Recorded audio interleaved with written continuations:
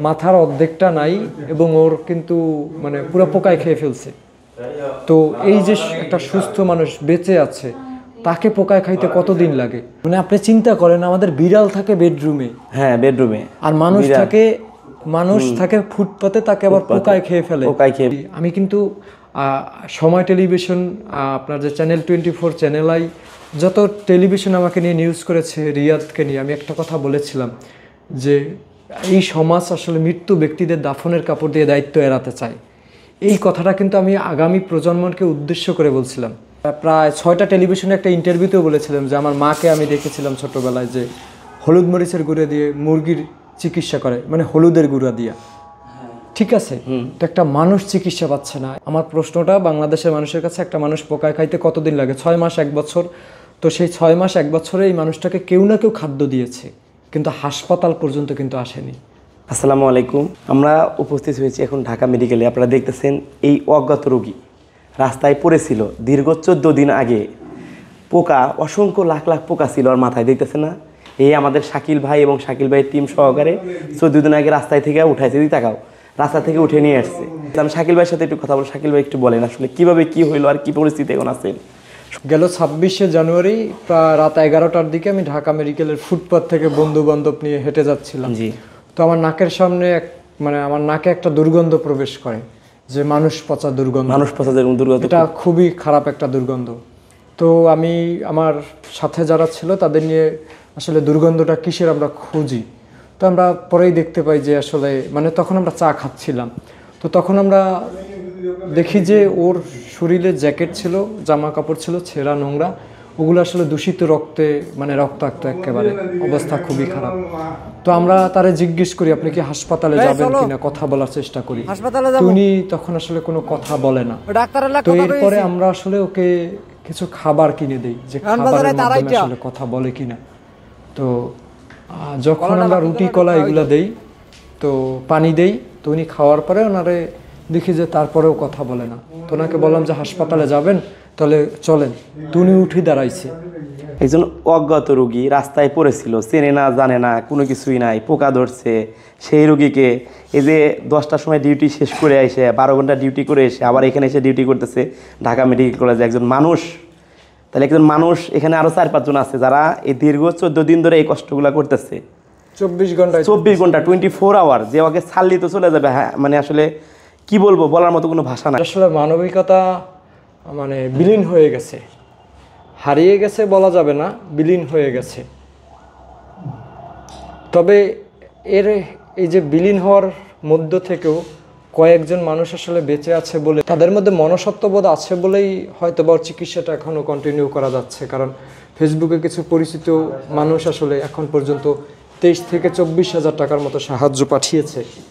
দেখেন পুরা স্যুপটুক কিন্তু ও শেষ করে দিল। আসলে পুরা স্যুপটুকুই শাকিল ভাই একবার পুরো, অনেকে আসলে মানুষ ক্ষুধা লাগলে তো আসলে বলতে পারে না যে ক্ষুধা লাগছে, যে খাওয়াই দিচ্ছেন পুরা স্যুপ। তো আমি যেটা বলতেছিলাম যে শিক্ষিত সমাজ অথবা সভ্য সমাজ, যেটাই আপনি বলেন না কেন, তো আমরা আসলে বাকি ঢাকা শহর হইলে আসলে টাকা, তো সেই টাকার শহরেই এই মানুষটা দিনের পর দিন রাস্তার মধ্যে পড়েছিল। ওই মানুষটাকে যখন আমরা আমি যখন প্রথম দেখি তখন ঢাকা মেডিকেল কলেজের সামনে রাস্তার উপরে পড়ে আছে, মাথার অর্ধেকটা আসলে নাই, পোকায় খেয়ে ফেলেছে এবং চোখের মধ্যেও পোকা ছিল, চোখ তাকাতে পারছিল না। তো সেই মানুষটা আসলে মানে মেডিকেলের সামনে এসে পড়ে রয়েছে প্রায় মৃত্যু পথযাত্রী অবস্থায়। তো ও বোধহয় কথা বলতে পারে না ঠিকই, কিন্তু ও হয়তো বা চিন্তা করেছে বা কি ও বুঝতে পেরেছে যে হাসপাতালের সামনে গেলে হয়তোবা হাসপাতালে গেলে আমি চিকিৎসা পাবো, হয়তো বা বেঁচে থাকতে পারবো। মানে খাদ্য ছাড়া না থাকলে তো মারা যাওয়ার কথা, মানে আমি যখন খাবো না আমি তো ক্ষুধার্ত অবস্থায় মারা যাব, কিন্তু ও কিন্তু বেঁচে আছে, অথচ ওর মাথার অর্ধেকটা নাই এবং ওর কিন্তু মানে পুরো পোকায় খেয়ে ফেলছে।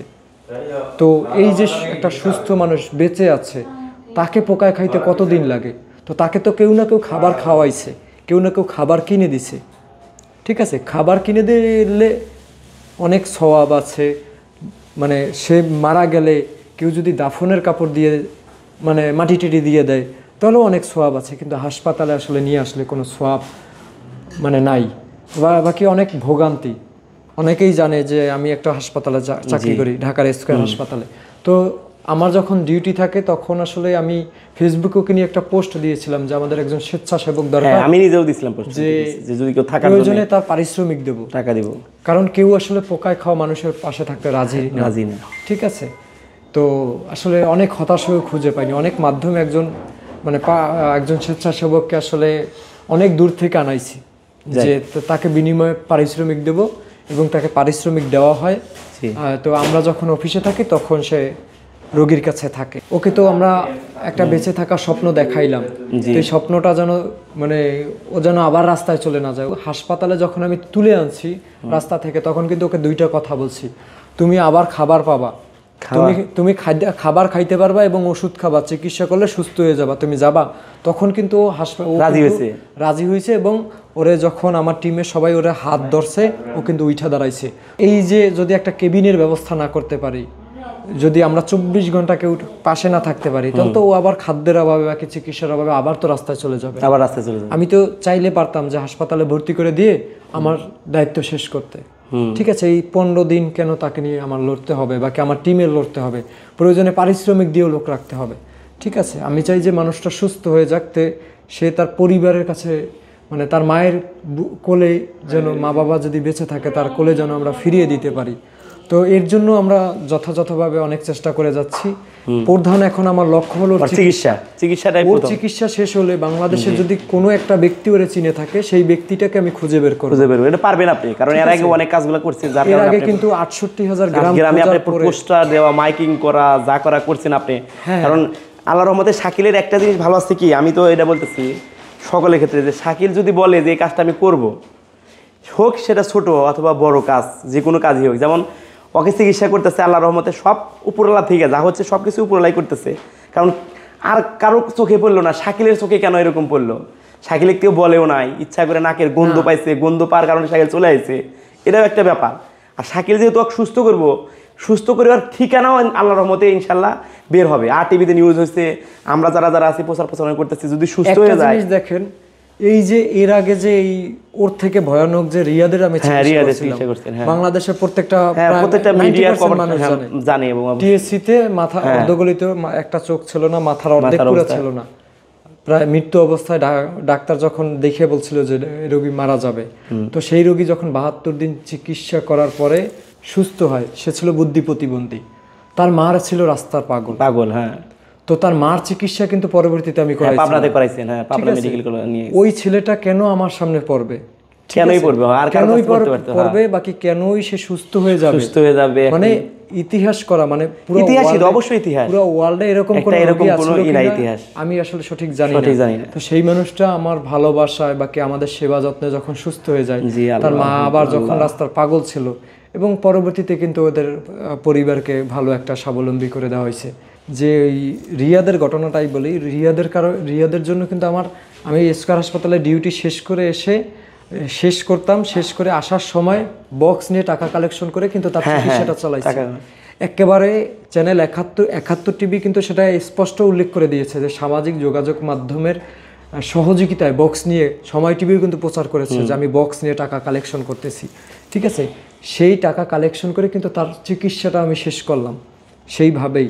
তবে আমি সরল ভাই থেকে অনেকটা বেশি সাপোর্ট পেয়েছিলাম, যেটা উনি আমার পাশে না দাঁড়ালে আমি হয়তোবা শেষ সম্পূর্ণ করতে পারতাম না। তো যাই হোক, তো সেই যে গল্পটা পরবর্তীতে পুরো বাংলাদেশের মানুষ গ্রহণ করলো, কিন্তু তার চিকিৎসার সাহায্যের বেলায় দেখেন কয়টা মানুষ গ্রহণ করলো।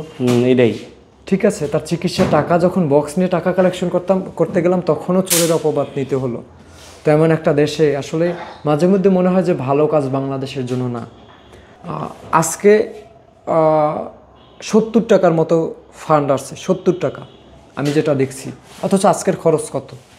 ঠিক আছে, গতকালকে আপনার যে আমাদের কিন্তু একটা 7,000 টাকা দামের ইনজেকশন দিয়েছে ডাক্তারে, সেই ইনজেকশনগুলো কন্টিনিউ করতে হবে ওর এই ক্ষতস্থানের জন্য। ঠিক আছে, তো সেই 7,000 টাকা এখন নাইলে আমি চালাচ্ছি, বাকি আমি তো 2 দিন পরে শূন্য হয়ে পড়বো, আগামীতে ওর পাশে কে দাঁড়াবে? আমার টিমের যে কয়জন আছে তারা যদি সাপোর্ট না দিত, আমি আসলে এত দূর ওরে এই স্থানে আজকে ফিরিয়ে আনা যেত না, বাকি এতটুকু সুস্থ হইতো না।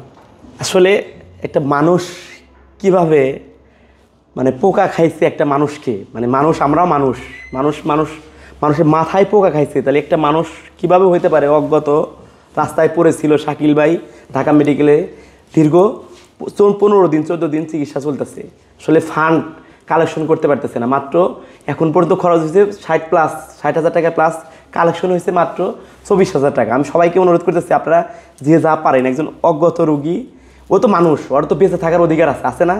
শহরও তো একটু বেঁচে থাকা রয়েছে, একটা মানুষ আসলে অজ্ঞাত হতে পারে, কিন্তু ও তো মানুষ, ও তো চাই যে আমি মানুষের মতো যেভাবে সাধারণ মানুষ যেভাবে চলাফেরা, একটা অজ্ঞাত মানুষ চিকিৎসা হইতেছে ঢাকা মেডিকেল কলেজে, আপনার সহযোগিতার হাত বাড়িয়ে দেবেন।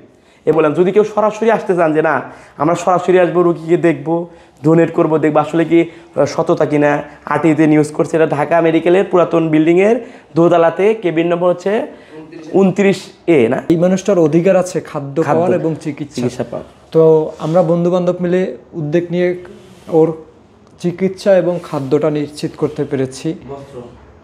তো পাশাপাশি ওর যে আনুষঙ্গিক খরচ দেখেন, আমাদের খরচ কী কী, কিছু বিভিন্ন টেস্ট, ওষুধ, তারপর ওর জন্য 3 বেলা খাবার, তারপরে হলো ওর জামা কাপড়, ও প্রত্যেকদিন 7-8 সেট জামা কাপড় নষ্ট করে, প্রস্রাব পায়খানা করে, কারণ ও কথা বলতে পারে না, প্রস্রাব পায়খানা আসলে ও বলতে পারে না, এবং ও খাবার চাইতেও পারে না। মানে মানুষ কতটা অসহায়, একটা মানুষ কথাও বলতে পারে না, খাবার মানে বোবারা তো হাউমাউ করতে পারে, আপনি বুঝতে পারবেন যে বোবা কিছু বলতে চায়, কিন্তু ও সেটাও করতে পারে। এই ড্রেসিংয়ের জন্য যেরকম হ্যান্ড গ্লাভস লাগে, কোয়াস লাগে, ব্যান্ডেজ লাগে, আয়োডিন লাগে, হ্যাঁ, এই যে আনুষঙ্গিক খরচগুলা। এবং এই প্রত্যেক দিন কিন্তু আমার যাতায়াত করতে অফিস থেকে, আমার অফিসে দেখা যায় আমার এইখান থেকে হয়তো বা অফিসে যেতে হয়, বাকি অফিস থেকে এইখানে আসতে হয়, ঠিক আছে? প্রত্যেক দিন তো আমার 1-2 বার আসতেই হয়। ছাত্রদের লেখাপড়া আছে, যে ঢাকা শহরে থাকে তার হয়তো বা চাকরি আছে, নাইলে তার টিউশনি আছে, নাইলে তার ব্যবসা আছে। তো প্রত্যেকটা যারা এখানে ওর জন্য 24 ঘন্টা কাজ করে, প্রত্যেকে কোনো না কোনো লাইফে জড়িত। তো তারা ওই লাইফের পরবর্তীতে এই ঢাকা মেডিকেলে এই রোগীর পাশে এসে থাকার চেষ্টা করে। প্রত্যেকেই কিন্তু আমার পূর্ব পরিচিত, ঠিক আছে? কেউ বন্ধু বান্ধব, কেউ আত্মীয় স্বজন, এরকম।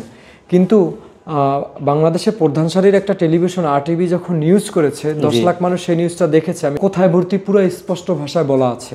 আজ পর্যন্ত সেই 10 লক্ষ মানুষের মধ্যে একজন মানুষও রেসপন্স করেনি। একজন মানুষ হয়তোবা ফোন কল করেছিল, একটা কমেন্টে নাম্বার চেয়েছিল, ওই নাম্বার দেওয়ার পরে উনি হয়তোবা দেখতে আসছিল কিনা আমি জানি না।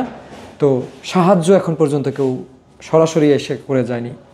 তো আপনার যে মানে ওই যে নিউজটা 10 লাখ মানুষ দেখলো, সেই 10 লাখ মানুষের মধ্যে সবাই শুধু মানে তার জন্য দোয়া করতেছে, তো সবসময় আসলে দোয়ায় সব কিছু হয় না, ঠিক আছে? দোয়া, মানুষের ভালোবাসা, দোয়া দুইটাই লাগবে অবশ্যই। ভালোবাসা, দোয়াও লাগবে, কিন্তু তার জন্য তো অবশ্যই খাদ্যও তো লাগবে। এখন আমি বাড়িতে বসে হয়েছি, আমার দোয়া করতেছে আল্লাহ আমার খাবার এনে দাও, তাকে খাবার দেবে না, তাহলে ওর অবস্থা যেন শুধু সবাই দোয়া করবেন তা না, সাথে মানে ওর জন্য কিছু ডোনেশন করতে হবে, কিছু সাহায্য পাঠাইতে হবে। যেহেতু 10 লক্ষ লোক দেখছে, তার মধ্যে কি 2-4-5 জন একটু যদি আপনারা আগে আসতেন, তাও শাকিলের কি কষ্ট লাগে যে মানুষের বিবেকের নাড়া দিচ্ছে না, আর কি ও চিনি না জানি না, কে অজ্ঞাত, কি পড়ে হয়েছে না হয়েছে, পয়সা মুরুগা, আমি ভালো থাকলে আলহামদুলিল্লাহ। আমরা যদি ওর জায়গাটাকে আমাদের জায়গার সাথে মিলাই, তাহলে কিন্তু আমাদের মনুষ্যত্বটা পুরাই ঘুরে যায়। কিন্তু আমরা আসলে নিজের পরিবারে যতক্ষণে না হবে একটা ঘটনা, ততক্ষণে আমাদের টনক নড়বে না কখনোই, ঠিক আছে? টনক নড়বে না। তো যে রিয়াদের সময় মানে এরকম টাকা চাইতে বক্স নিয়ে 5 টাকা পকেটে ছিল চিকিৎসার জন্য, 5 টাকা আমার কাছে অবশিষ্ট আছে, ঠিক আছে? এইটা লিখে আমি একটা পোস্ট করেছিলাম যে আমার কাছে 5 টাকা অবশিষ্ট আছে, আমি একটা বক্স দিয়ে রাস্তায় দাঁড়ানো, এরকম একটা ছবি আমি পোস্ট করেছিলাম, ঠিক আছে? তো ওই পোস্ট দেখে একজনে আপনার যে 94 পয়সা সাহায্য পাঠাইছিল, এবং সেই 94 পয়সা যে সাহায্য আছে, সেই 94 পয়সাকে আমি সুন্দর করে লম্বা একটা লেখা লিখলাম এবং পোস্ট করলাম। আমার আধা ঘন্টার মধ্যে মনে হয় আমার অ্যাকাউন্টে 10 থেকে 12 হাজার টাকা চলে আসছে, এবং ম্যাক্সিমামই ফোন করে বলছে যে আমি আসলে জানতাম না যে 94 পয়সা দেওয়া যায়, বাকি 1 টাকা 5 টাকা দেওয়া যায়। তো আপনার যখন আমি পোস্টটা দেখলাম যে আপনি 94 পয়সাকে অনেক সুন্দর করে গ্রহণ করেছেন, তখন আর আসলে দেরি করলাম না টাকা দিতে। তো যার ওই থেকেই আমি দেখলাম যে 5 টাকা, 10 টাকা, 50 টাকা ওই পরিমাণে টাকা এসে মানে আধা ঘন্টার মধ্যে প্রায় আমার 12,000 টাকা আমার অ্যাকাউন্টে চলে আসছে। ঠিক আছে, তো মানে আমি কারো সাহায্যকে কারো দানকে ছোট করে কখনো দেখি না। হতে পারে সে 1 পয়সা, তার আসলে মানে সামর্থ্য নাই, কিন্তু তার একটা মন আছে। ঠিক আছে, এবং এই 94 পয়সা নিয়েই কিন্তু সময় টিভি একটা নিউজ করেছিল, যে আমি বলেছিলাম নিউজের হেডলাইনই ছিল 94 পয়সা সাহায্য পেয়েছি। তো আমি বলবো যার যার জায়গা থেকে সামর্থ্য অনুযায়ী এই মানুষটার জন্য এগিয়ে আসুন। আসলে এই মানুষটা আমাদের রক্তের কেউ না, আমারও রক্তের কেউ না, এই যে হাসপাতালে যারা সময় দিচ্ছে তাদেরও রক্তের কেউ না, বাকি আপনি যে ভিডিওটা দেখছেন আমি জানি না আপনারও রক্তের কেউ কিনা, কিন্তু এই মানুষটার বেঁচে থাকার অধিকার আছে, চিকিৎসার অধিকার আছে। ঢাকা মেডিকেল কলেজ হাসপাতালের পুরাতন ভবন, নর্থ কেবিন এবং আপনার যে 29 নম্বর কেবিনের এ। তো এখানে আপনারা সরাসরি চলে আসতে পারেন। যদি কেউ ওর জন্য রান্না করে নিয়ে আসতে চান সেটাও করে নিয়ে আসতে পারবেন, কারণ এর আগে ঢাকা নার্সিং কলেজের সকল ছাত্ররা আমাকে রিয়াদের সময় রান্না করে সাহায্য করেছিল। এবং লালবাগ থেকে ওই এক আন্টির কথা আমার এখনও মনে পড়ে, ওই আন্টিকে আমি সরাসরি দেখি না, উনি মানে যেই রান্নাগুলো করে নিয়ে আসতো খাওয়াইছে, ওনার মেয়েকে দিয়ে পাঠাইতো। ওনার 2টা মেয়ে সম্ভবত, আমি সঠিক জানি না, 2 মেয়েকে এক সময় এক মেয়েরে পাঠাইতো। ওই মেয়েরা মানে কোটিপতির ঘরেও মনে হয় ওরকম, আমি ব্যক্তিগতভাবে আমার সংসারে ওরকম খাবার আমি খাই না। ঠিক আছে, উনি প্রত্যেক দিন খাবার পাঠাইতো। তো সেই মানুষগুলোকে আসলে আমার দরকার। হ্যাঁ, ওই মানুষগুলো, ওই মানবিক মানুষদের আসলে মানে আপনার দরকার। বাংলাদেশে সাহায্য করার মতো মানুষের কিন্তু অভাব নাই। ঠিক আছে, তো দেখা যায় এই যে সিরাজগঞ্জের, আপনাদের সিরাজগঞ্জের একটা বাচ্চার জন্য আমি ইউসুফের জন্য 7 লক্ষ টাকা সাহায্য তুলে দিয়েছি চিকিৎসার জন্য। তারপরে আপনার যে নোয়াখালীর ইউসুফের জন্য কিন্তু আমি 10 লক্ষ টাকা তুলে দিয়েছি। তারপরে আরো মানুষের জন্য কিন্তু বিগত দিনে 8 লাখ বাকি 5 লাখ বাকি 10 লাখ টাকা তুলে দিয়েছি। তখন কিন্তু জিরো ছিল, বাকি 10 লাখের থেকেও বেশি। ঠিক আছে, তো এই যে মানুষগুলা, এরা কিন্তু সবাই কিন্তু আমাকে বিশ্বাস করে বাকি আমার কাজ সম্পর্কে জেনে কিন্তু সাহায্যগুলো পাঠায়। তো বর্তমানে এমন একটা অবস্থা হয়েছে, আমার যে 4 লাখ প্লাস সাবস্ক্রাইবার ইউটিউব চ্যানেলটা, এই চ্যানেলটা আমার কোনো একটা মানে মানুষের উপকার করতে গিয়ে বিপদে পড়ে মানে সেই ইউটিউব চ্যানেলটা আমার বিক্রি করে দিতে হয়েছে। এবং সেই বিক্রি করে দেওয়ার কারণে সেই ইউটিউব চ্যানেল মানে আমার প্রধান হাতিয়ারটা কিন্তু নাই, মানে আমি সাহায্য না পাওয়ার বড় একটা কারণ। এবং আমার ফেসবুক পেজের মনিটাইজেশনটা চলে গেছে কেন, এই যে পোকায় খাওয়া মানুষ নিয়ে পোস্ট দেয়, মনিটাইজেশন থাকে না। মনিটাইজেশন যখন থাকে না, যখন ভায়োলেশন দেয়, তখন কিন্তু এই ফেসবুকের পোস্টগুলো অটো কারো কাছে যায় না, কেউ যদি সার্চ করে দেখে তখনই দেখতে পাই। আমি পোস্টগুলো পাই না। তো এই হইলো অবস্থা। এই কারণে কিন্তু আমি ফান্ডগুলা বা এই যে মানে দানশীল যে ব্যক্তিগুলো আছে তাদের সাথে কিন্তু আমার কন্ট্যাক্ট থেকে একটা দূরত্ব আছে। তো আপনাদের চোখের সামনে যদি ভিডিওটা পড়ে বা কি চোখের সামনে যদি আমার পোস্টটা পড়ে, ওর পরিবার খুঁজে পেতে আপনারা যদি পোস্টটা শেয়ার করেন, তাহলে হয়তো বা আবার আস্তে আস্তে আগের জায়গাটা আবার চলে যাওয়া সম্ভব। এবং ওর আশা করি যে ওর যেহেতু কেউ নাই, আপনি বাকি এই যে আমরা আছি, বাকি এই যে বন্ধু বান্ধব আছে, ও কিন্তু এখন তেমন একটা কোনো পাগলামি করে না, বাকি কোনো একটা বেশি একটা সমস্যা করে না। তো যখন আপনারা আরও কিছু মানুষ ওকে দেখতে আসবেন, বাকি চাইলে যদি দেখতে আসতে পারেন, তাহলে ওরও হয়তো বা ভালো লাগবে। ও হয়তো বা জানি না ও বাঁচবে বা নাকি মৃত্যু হবে, কিন্তু ও মানে মৃত্যুর পরে ও কিন্তু কোনো অভিযোগ থাকবে না। এই মানুষটা যদি রাস্তায় পরেই মৃত্যুবরণ হইতো, ও যদি ঢাকা মেডিকেলের কলেজের সামনে বসে, আসলে ওই দিন যদি আমরা ঢাকা মেডিকেল কলেজে ভর্তি না করতাম, ওর যদি ওইখান থেকে মৃত্যু হতো, তাহলে কিন্তু মানুষ সম্পর্কে একটা ভুল ধারণা থেকে যেত যে আমি মানে মৃত্যুর আগে খাবার পাইনি বা কি চিকিৎসাও পাইনি। তো এখন যে ও মানে আগের থেকে 1000 গুণ সুস্থ হয়েছে, তো এখন যদি ওর মৃত্যু হয়, ও মানুষ সম্পর্কে কোনো অভিযোগ দিতে পারবে না যে মৃত্যুর আগে আমার কোনো চিকিৎসা হলো না, মানে মৃত্যুর আগে আমার মুখে কেউ খাবার দিল না। আর আমি চিন্তা করতেছি যে ও যদি মরেও যায়, ওর মানে ওই রাস্তার থেকে, এখন তো ভালো আছে, হাসপাতালে থেকে মানে চিকিৎসাধীন অবস্থায় মৃত্যুবরণ করুক। ওর যদি মৃত্যু হয়, আর যদি আল্লাহ ওকে নতুন করে জীবন ফিরিয়ে দেয়, সেটা তো মানে আমার পরিশ্রম, আমাদের সকলের পরিশ্রম আসলে সফল হবে। এবং যারা দান করেছে তাদের মুখেও হাসি ফুটবে। যাই হোক, সবাই ভালো থাকবেন। আল্লাহ হাফেজ। আসসালামু আলাইকুম।